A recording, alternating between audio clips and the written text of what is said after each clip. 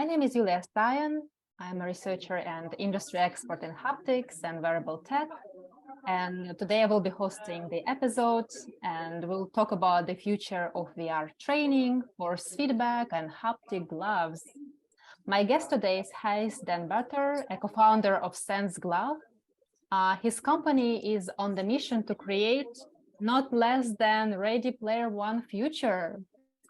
Hey, Gijs, how are you doing today? Hi, Julia. I'm fine, thanks. How are you? I'm good, and I'm very excited you came and here today, and you have this time a little bit to chat with me. I'm very excited actually to learn a little bit more about your company and what you do and the design process behind the scenes. It's always interesting. So thank you. Pleased to be here, yeah. So I think what we can do, we can start by you talking a little bit about your company, what it does, how it all started. Anything you'd like to mention would be great.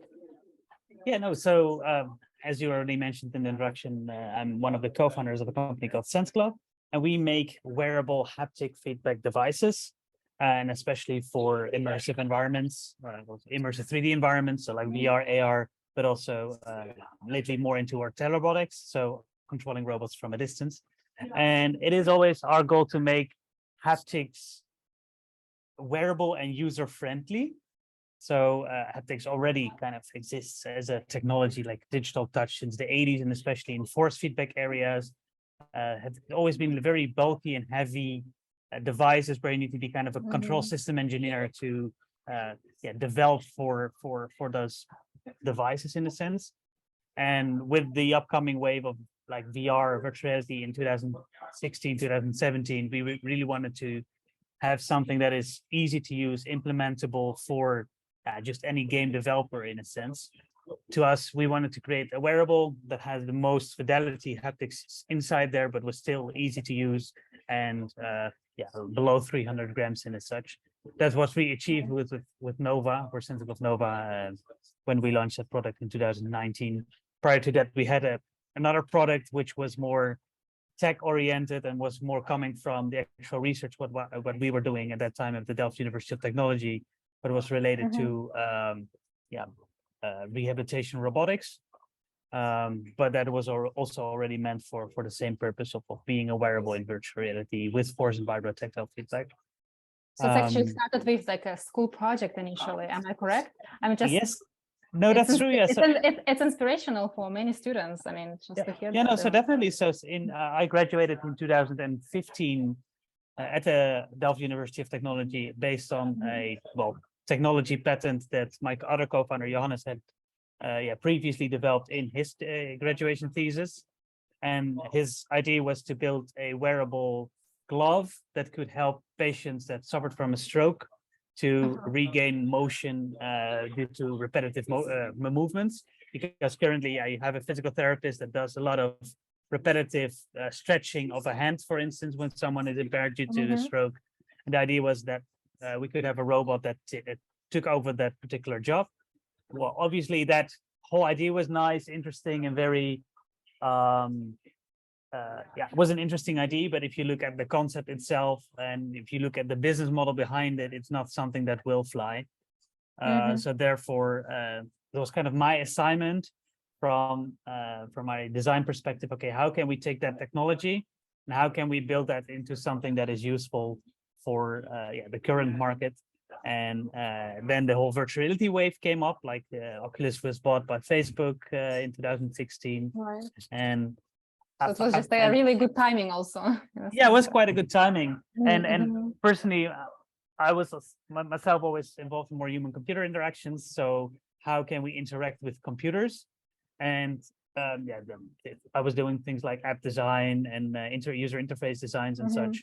And I was always frustrated by the fact that, well, you're pushing on a button, you're typing, you're in front of your smartphone, doing really cramped interactions with a digital environment. But then when that whole 3D computing, like virtuality, came up, I thought, okay, this is also the time that we can actually move from like cramped, non-natural interactions to come to something that is actually natural, like the way we interact as humans to humans. and in a then tangible, like in a combined, tactile way. yeah, and then combined with the technology that Johannes was developing for rehabilitation robotics, because it was kind of a merge for me. It's like, hey, we can do very precise motion capturing of hands with the technology.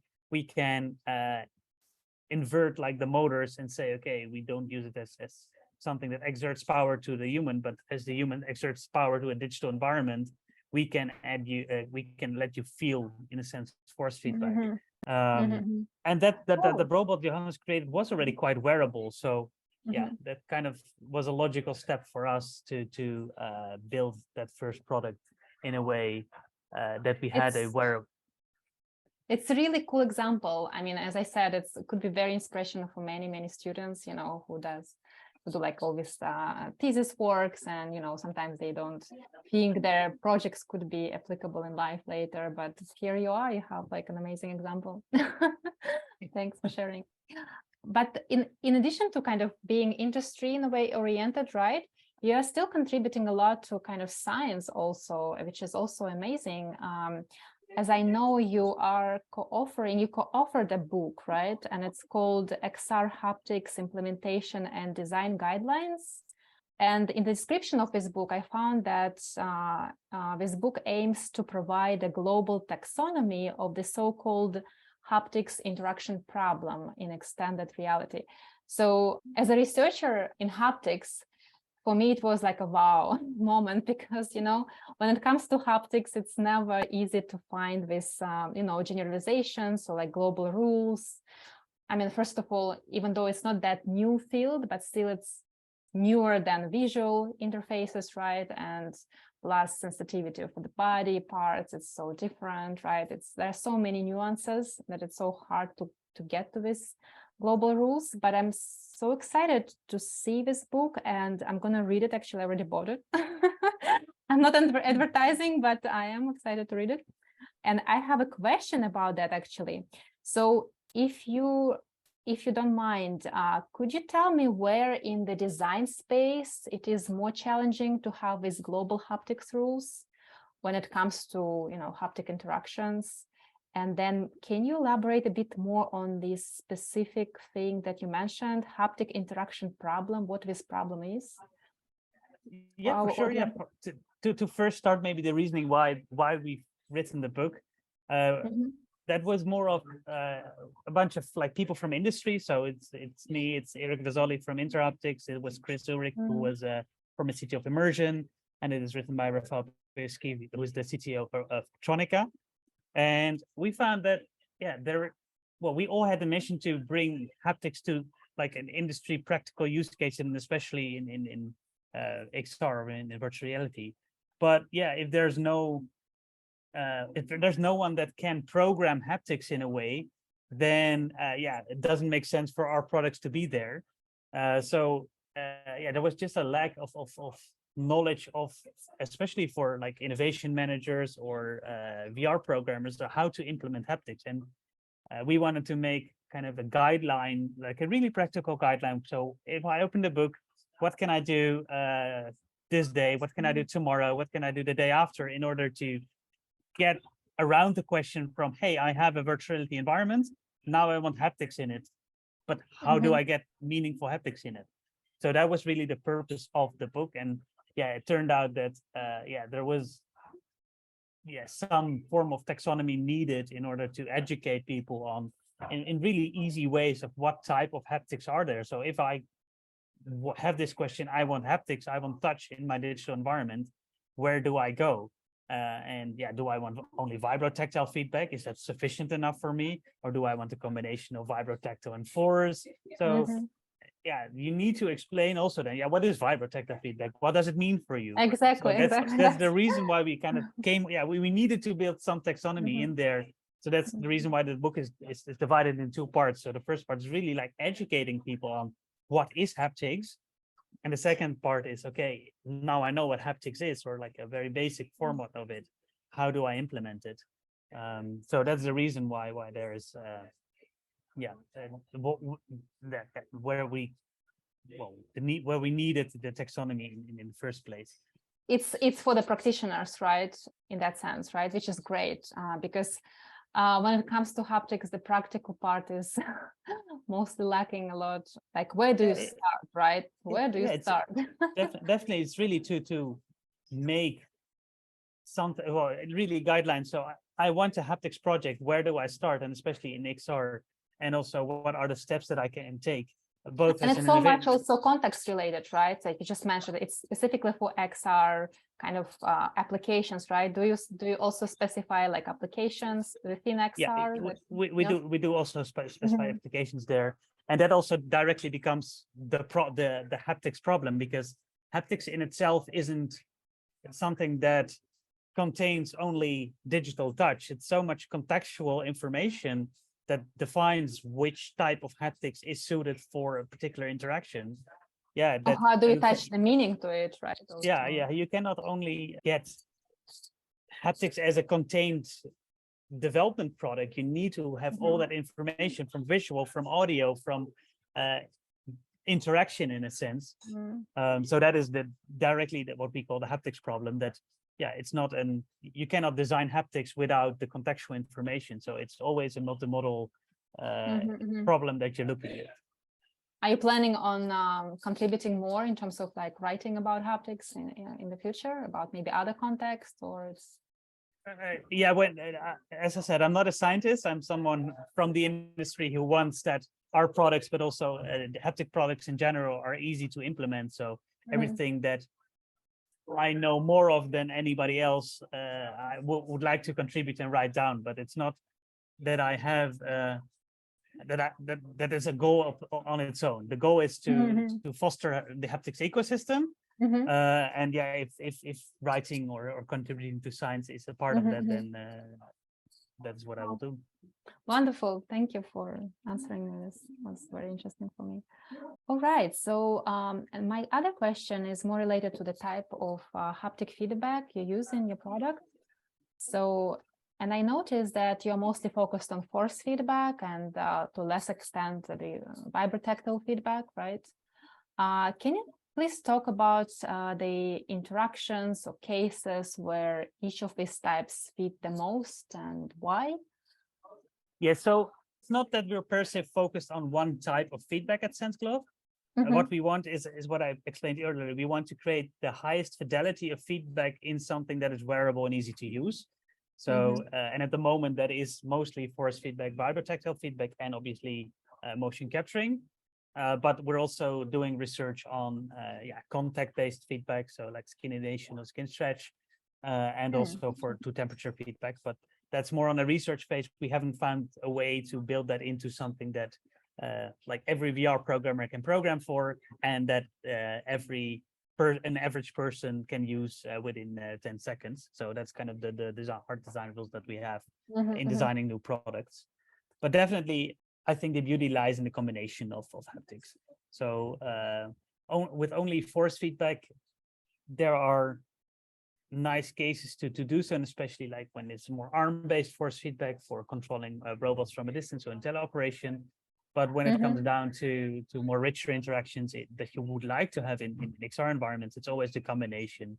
So vibrotactile feedback can give you nice cues, can let you feel some form of textures in a sense, where force feedback really gives you the idea of, hey, I grasped an object. This object is solid. This object is squishy, or this object has a large size and a small size. And where skin stretch can then help you to understand what is the shape of the object. So is it round? Is it square? Is it triangular? So that is the different forms of haptic feedback, how they kind of relate back to the perception of touch inside those digital environments. And to me, the beauty lies in the combination. And obviously, if you want to design for virtual reality training as we do, the force feedback comes most at play and when you indeed grab bigger objects or grab like onto tooling, and the vibrotactile feedback comes nicely into play when you press a button and you want to feel the vibration of a certain tool. So yeah, that's really also then combined, but in like, what do you feel or what do you want to feel in different types of situations, like buttons, clicks, screens, textures. There's definitely vibrotactile feedback suited for, And if you want to like handle objects, then force feedback is more of an way how users perceive that in a more natural way. Great, great kind of overview. So basically the force feedback for grasping bigger objects, or kind of simulating the active touch, right? And then the vibrotactile would be, you said, for simulating some textures or confirmative kind of notifications, things like that, right? Correct. Yep. All right. So now I think it's the most juicy part of the podcast, at least for me personally. We are approaching to the design process behind the SenseGlove. And I understand there might be some proprietary information, but as much as you can, please maybe share with us what made the present SenseGlove a SenseGlove. Basically, feel free to mention anything about the design process behind it, how you guys started, maybe prior research that inspired you in terms of the design process, right? Any user studies you run in the beginning. Also, please mention any mistakes maybe you made on the way and how you learned from them, or any challenges, things like that. No, sure. Yeah. So maybe good to start with our kind of design assignment that we had. And that was fully focused on virtual reality training. So we wanted to create an haptic wearable that was ideally suited for the implementation of virtual reality trainings in manufacturing environments, but also in healthcare environments. And what you see, if you want to train someone, the interaction with the particular physical objects that you have need to, well, digital physical objects in a sense, they need to be as realistic as possible, because that's if you it's kind of how you build your muscle memory in a sense. If I pick something up from a certain height of a shelf with the same grip, and I connect like a cable next into it, I really want to have that same motion as I would do in real life, also replicated in the virtual environment. So that was our assignment, to create a tool for that. And then obviously all the boundaries. So it should weigh less than 300 grams. It should work wirelessly. It should work with standalone VR headsets. It should work with, it should have a certain price point. So it is not something that is, where companies cannot afford it to have it into their virtual reality trainings. So we have, the end customer end price should be below 5,000 euros if you have, if you sell one unit in a sense. So that was kind of what our design assignment was. And then looking back at what we already done with our DK1, we've built like an exoskeleton wearable. And we got a lot of feedback from, hey, it's an exoskeleton is nice from like a mechanical point of view, but it is scary. I feel Edward Scissorhands with a blue big exoskeleton on my hands. So I really wanted to also go for a design, look, and feel that was less scary, and just really represented the glove rather than an exoskeleton in a sense. Right. So that was how we shifted, like from the exoskeleton to the Nova product and the appearance in a sense. And to come back to the haptics, we our core technology lays firstly around magnetic friction brake technology for creating force feedback that allows us to have quite some strong force feedback, like 20 Newton, 2 kilograms on each finger, with like limited power consumption, with very like rapid speeding up of that mechanical friction brakes. So we took that technology out of the DK1 and embedded that into the Nova as well. So that was quite easy to say, okay, that is the way how we also gonna perceive the force feedback inside the new device. But what was interesting inside there is that we wanted to obviously save weight and energy consumption. So that was another question I wanted to ask about. We cut it out of the pinky of the force feedback. So there's no force feedback on the pink, and there's also no motion capturing sensor on the pinky. And we actually did that with a very quite elaborative study. We did a lot of business fairs with our DK1, and on 2 fairs, namely the CES from 2090 or something, and one of the Laval events prior to COVID, we just did not give anyone who was trying our product, our DK1 product, force feedback and motion capture on the pinky. We just related it to the ring finger. And out of the around 200 participants, only 2 noticed that there was no force feedback on the pinky. So that was quite a elaborate user study where we found, okay, well, we don't need a pinky. It saves us like 50 grams because we don't need that particular motor, and it saves Who needs us the pinky? quite some energy consumption. Exactly. So no, it's yeah, great. I mean, this is great. That might be a nice, interesting design insight. And we get we often get that question like, why don't you have that pink? Why don't we have force feedback on the pink? And then okay, yeah, this is the reason for it. Well, it's important rationale. Yeah, and then we really wanted to design for the interactions that were mostly used in training. So a lot of our clients use our glove in like manufacturing environments and manufacturing training, where you have a lot of buttons. So we wanted to have, you click obviously buttons with your index finger and sometimes with your thumb as well. So we want to have a vibrotactile actuator on those fingers. In order to resemble those interactions nicely. So you would go in the field and observe the interactions of your users, your kind of primary users, right? Yeah.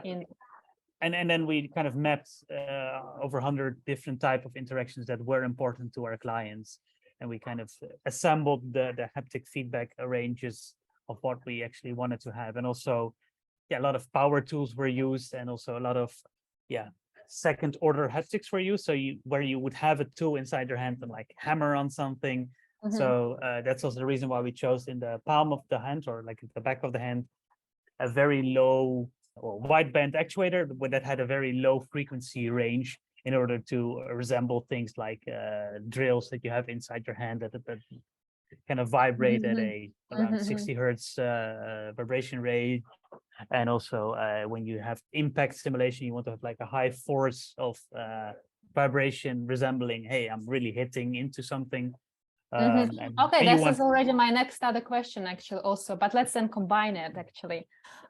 Because you already mentioned about some design constraints, right, that you had initially, that you took into consideration when you developed your exoskeleton initially, right, and then you moved into other form factor, considering that you wanted to make it more user-friendly and less scary, right, for future users.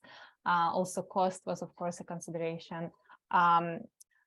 Then you talked about observing your users, right? The interactions that they need, right? So you addressed that in specific, in terms of a specific body location, right?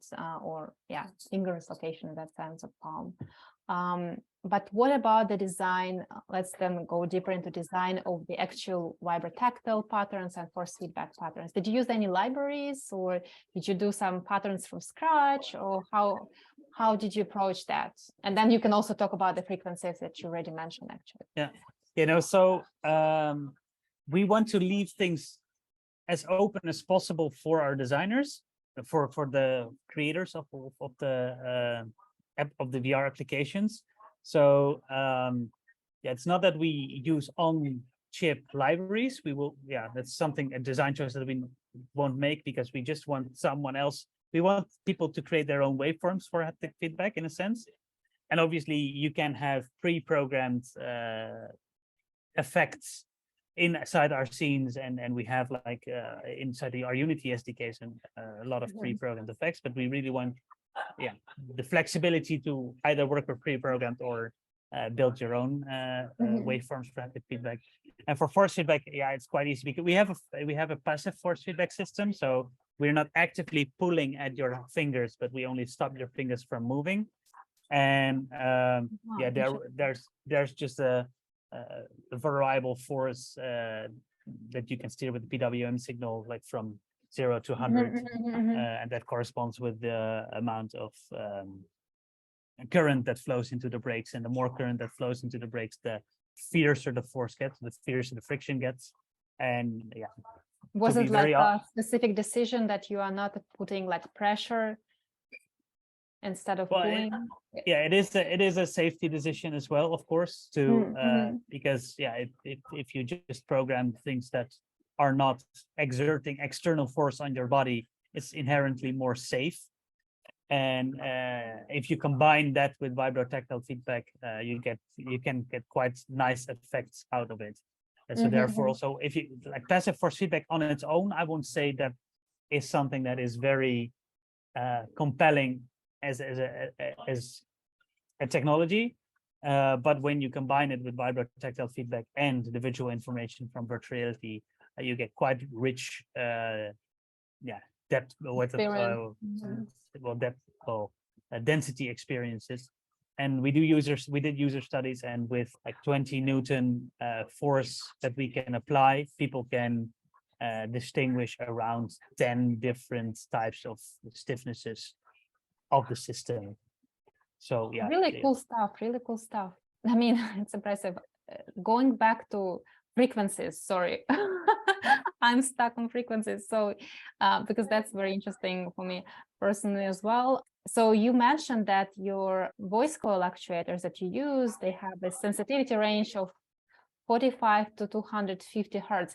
This is what I read about specs that I found on Nova, actually. Correct. So we wanted to have indeed a combination of an actuator that could do low frequencies because of, well, what I explained earlier with like the tool-based low frequency vibrations, and something that has, well, serious impact figures. So the G force figures that the motor actually can produce. Because of we wanted to simulate something like impacts with it. So if you high five, for instance, or if you smash on a table, we don't have force feedback on your wrist or on your physical arm stopping you from moving into that particular object. So you would just pass through it. But once your visual hand stays on, for instance, a table in a virtual environment, and you feel at moment of impact quite some heavy vibration, your brain already thinks, okay, I hit that particular table and now my hand is on the table. It totally makes sense. And also when you make that impact, like the amplitude of that impact variable on the actual acceleration of your hand moving into that object, it feels way more compelling. So if you hit something small, you get like a little, we give you like a little amplitude and a little bit higher frequency.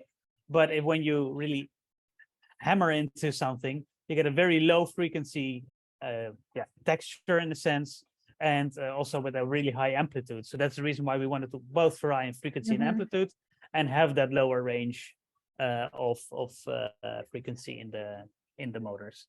And obviously it needed to be as small as possible. So there were some motors that were really on spec, but were quite big and quite heavy. But finally, we implemented the low-felt motor into there. Unfortunately, that company is not existing anymore. But luckily enough for us, we bought kind of all of their stock from the motors that they had built. So we have still a few to build into our product. Very smart.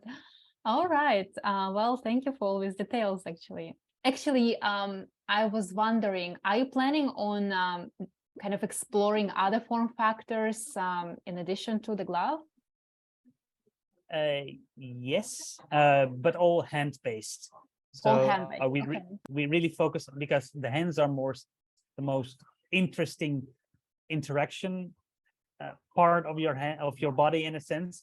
Because with the hand, well, you're kind of the master of your hands. You decide which interaction to go for, which makes it quite challenging to design haptics for it, because you never know what your user is gonna do, whether with in a situation that you have, for instance, the vest is usually a pre-programmed effect that you can play to the motors. Rather with the hands, it's always like you need to buffer, you need to kind of get contextual information, and then you can for 1 millisecond decide what to play. But yeah, if someone's smashing into an object and all of a sudden he pulls back from it, yeah, you don't want to keep on let the motors keep on vibrating, because then you're still here and you still feel the touch of that you were slamming into an object. So yeah, you really need to quickly design and quickly process the haptic signals in a way. So lots of nuances, plus the hands are very sensitive, so you can get better kind of resolution also. And what you will see, well, now we have our Nova product on the market. We will deviate a bit from that. So we will, at one end, try to build something that is more, has higher fidelity in it. It still is a wearable, but might be less user-friendly or might be a little bit more bulkier and meant for like more higher end applications, such as tele-robotics, so operating humanoid robots from a distance.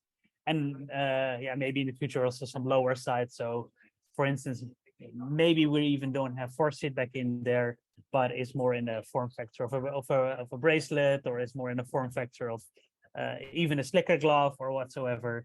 That accommodates for like more lower end use cases in a sense. So really looking at the end client first. So what can you achieve with it? And well, the Nova is meant for virtual reality training, but there are obviously a lot of other use cases around wearable haptics, such as tele-robotics, such as gaming, in a sense, that where, well, haptic feedback in a sense is limiting, is still limited implemented. So remote communication in general. Or remote communication in general. Yeah. So that's obviously a very interesting way forward as well for virtual reality, is the kind of quote unquote metaverses or social VR experiences, because most of the trainings that we had were like single player. You learn from doing in practice, but also in training environments, things become more social, and there will be like avatars next to you, and you will someone else is representing an avatar. So we also now have some environments where you can actually be with two or more multiple users and having our gloves in there, and that's really fun to just shake someone's hand and like feel the force on your fingers when you're touching someone's hand. And yeah, that's where can also... I try this? Where can I try your glove? They're just for sale. I mean, or should I pay? They are for sale. They are for sale, obviously, and we have more than 250 clients. So you should just find either a research lab or one of our clients that is willing to let you in. And obviously, you're very welcome in our office in Delft or in our. We recently also opened an office in Los Angeles. So yeah, you're very happy there to meet one of our. That would be cool. We'll see. To try it out. And we're also on a lot of business fairs. So if you're looking at our website, you will see a lot of events where we're at. So I think the next event will be 4 years from now in Barcelona. Where we were also demoing there, and also we will be at Laval Virtual in France. So just look at our website on which events we're going to, and then. All right, will do. Thank you. Well, let's conclude with our last question on the dream subject. So tell me, what is your dream vision for the haptic tag? Well, I don't think it's a dream. I think it will become reality eventually. Okay, then big wish. And that is, we will be moving from a 2D computing environment to a 3D computing environment. So this Zoom call that will be, I think maybe in 5 years' time, we'll have it in some metaverse environment or some augmented reality environment. And then we don't want to have those like 2D and interactions where you push on a joystick or when you're like in front of your cell phone. You really want to just be there and have a interaction like you were used to having in real life. And that is where haptics comes in play, because it doesn't make sense. Well, maybe like some interactions will be gesture based, but as soon where there is a social interaction, as soon where there's an interaction with actual objects or digital objects around you, you want to feel something. And that is where we as an industry need to go to and really make that as user friendly as possible, so that we're creating the mouse and keyboard of the future wave computing. And that is what we need to kind of realize, that the interaction device of the future will have haptics in there and should be at everyone's home, and should be like as implemented in the digital environment as we now have a mouse and keyboard. I see. So the Ready Player One is going to happen in 5 years. Wow. It is quite inevitable, right? Because yeah, but 5 years sounds pretty fast. Well, let's see. But yeah, if I have meetings, if I am with our gloves in the multiplayer VR environments, it's just so much fun and so much more. It is. Yeah, it's a way more interesting conversation that you have, because you're just the feeling of presence is so much more there than Yes, on a certainly, 2D sure. on a 2D screen. So yeah, to Well, me it's inevitable. Well, you are in a very on a very, I would say, exciting path, and lots of new things. And how to say, I wish you good luck, because it's a very how to say, rewarding and path. And I really wish you good luck, and I'm sure things gonna be great. Thanks. Yeah, and it's obviously also really challenging, because the state of haptic technology is not even where like a black and white screen was in the early 30s from the last century. So yeah, there's so much more that can happen with this technology, and yeah, we're really at like the and you are at the prior stage of forefront, it. and you're forefront of this. So And that's sometimes also really challenging, because a lot of people also just, and especially the more the general public that isn't really into that doesn't know anything about haptics, they say, okay, I can feel in a virtual environment. And yeah, that can be sometimes disappointing when you only feel the stiffnesses and you don't feel rich textures, and you don't feel rich you don't feel like whether something is round or whether something is square. So yeah, that sometimes it also disappoints people, but I think that's also a bit of education of the industry to say, okay, we're just not there yet. This is what you can expect now, and we're willing to improve a lot, but yeah, don't expect miracles tomorrow. Right. Well, it's great that you have very realistic also view on that. This is very amazing. Really appreciate this conversation. Thank you so much. Likewise.